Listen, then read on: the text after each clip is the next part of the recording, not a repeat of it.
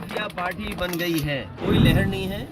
ये जो बेरोजगार इजराइल जा रहे हैं, हमें तो बधाई देना चाहिए नीतीश जी को, कम से कम शुरुआत तो कर गए। मुश्किल तो ये है कि कई बड़े आयोजन होते हैं, बड़े कार्यक्रम होते हैं, हम लोगों को निमंत्रण ही नहीं मिलता। अगर कोई पुण्य काम होने जा रहा हो, कोई बहुत बड़ा काम होने जा रहा हो और पीडीए के लोग दुखी हों, 90% आबादी वाले लोग दुखी हों, तो ऐसे पुण्य काम में उनको भी कम से कम भला होता। और अगर ज़मीन घोटाला हुआ है, वो भी अगर गोंडा है, बलरामपुर है या अयोध्या जैसी जगह पर 3271 बीघा जमीन, सोचिए आप कल्पना करिए कि किस नाम पर, किस सरकार में इस तरह का घोटाला हो रहा है। अगले जी 2024 लोकसभा चुनाव में आप क्या संभावना देख रहे हैं? बीजेपी के लोग सबसे बड़े भूमाफिया हैं, याद रखना आप। जहाँ कहीं भी जमीन कब्जा हो रही है और आप जांच करोगे तो वहाँ बीजेपी वाले ही मिलेंगे। BJP, Bharatiya Janata party भूमाफिया party बन गई है। अगले भी लहर में आप उड़ जाएंगे, आपकी पार्टी यदि राम लहर चल रही है। कोई लहर नहीं है। ये जो बेरोजगार इजराइल जा रहे हैं, ये जो बेरोजगार इजराइल जा रहे हैं और जो बेरोजगार इजराइल जा रहे हैं और जो अग्निवीर के लोग कपड़े उतार के आंदोलन कर रहे हैं, इनसे कैसे बीजेपी बच पाएगी?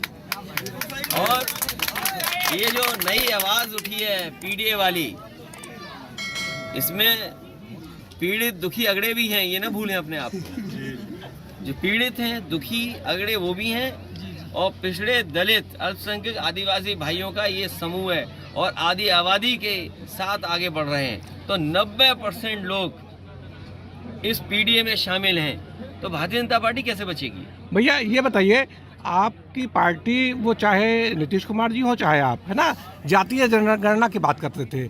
अब नीतीश जी जो है एनडीए में शामिल हो गए हैं, आपकी जातीय जनगणना का क्या होगा? नहीं, उनके जाने से मुद्दा थोड़ी खत्म हो जाता है। हमें तो बधाई देना चाहिए नीतीश जी को, कम से कम शुरुआत तो कर गए। ये बात अलग है कि वो कामयाब नहीं हुए, बीजेपी के लोगों ने कुछ जादू चला दिया, क्या किया उस बारे में मैं नहीं जाना चाहता हूँ। लेकिन जो बात उठी है, जाति जनगणना, आबादी के हिसाब से हक और सम्मान, बाबा साहब भीमराव अम्बेडकर जी यही तो चाहते थे। हमारा संविधान यही तो रास्ता दिखाता है।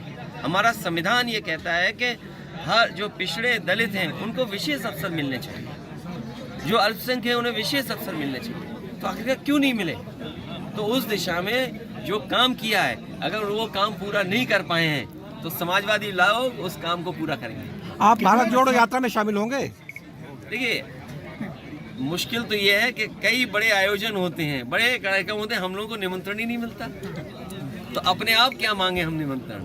राम मंदिर में तो निमंत्रण मिला था आपको? अपने आप मांगने से मिला। जब आवाज उठाई हम लोगों ने कि बताओ हमारा घर गंगा जल से धोया, तब सुनने में आया कि उन्होंने कहा निमंत्रण दे दो, ठीक है।